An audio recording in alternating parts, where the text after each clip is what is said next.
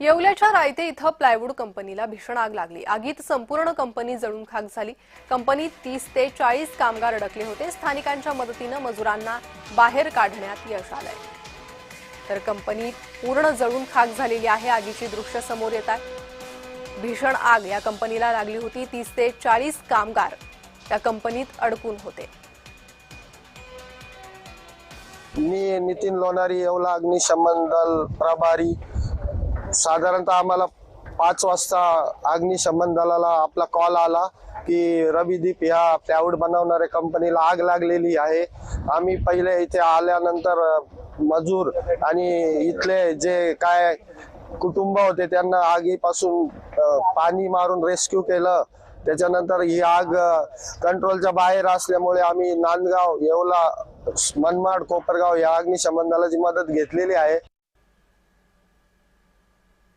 तर या संदर्भात अधिक माहिती घेणार आहोत। आमचे प्रतिनिधी नरेंद्र बटाव सध्या आपल्या सोबत जोडले गेले आहे। नरेंद्र, आगीचं कारण नेमकं काय सांगण्यात येतंय? हो, नक्कीच बघितलं तर येवला तालुक्यातील रायते शहरात पहाटेच्या सुमारास प्लायवूड बनवणाऱ्या कंपनीला भीषण आग लागल्याची घटना घडली होती। आपण बघितलं तर आगीचे कारण अद्याप अस्पष्ट असून माझ्या पाठीमागे अजूनही जवळजवळ 3 ते 4 तास झाले तिथे देखील आग अजूनही भीषण प्रमाणात चालू आहे। आपण बघितलं तर मोठ्या प्रमाणात आग चालू आहे। अग्निशामक दलाचे जवान देखील या ठिकाणी आले असून ते आग विझवण्याचा प्रयत्न करतायत। जवळपास 4 ते 5 गाड्या आताही झाल्या असून अजूनही आग आटोक्यात आलेली नाही। येवला झालं, कोपरगाव झालं, मनमाड झालं, या ठिकाणाहून अग्निशामक दलाच्या गाड्या आलेल्या आहेत। पण बघितलं अजूनही मोठ्या प्रमाणात आग या ठिकाणी चालू आहे। आपल्या सोबत काही इथे नागरिक देखील आहे, काय सांगाल की आग लागली, कधी लागली?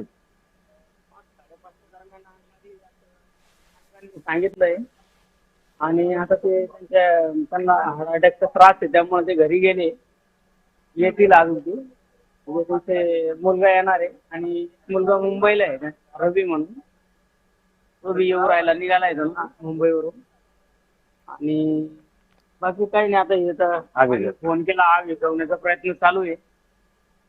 एकूणच बघितलं तर मोठ्या प्रमाणात अजूनही आग असून या आग लागली त्यावेळेस या कारखान्यामध्ये, या कंपनीमध्ये 30 ते 40 मजूर हे झोपलेले होते। मात्र आगीचं समजतात त्यावेळेस स्थानिक नागरिकांनी या मजुरांना सुरक्षितरित्या बाहेर काढलेलं आहे।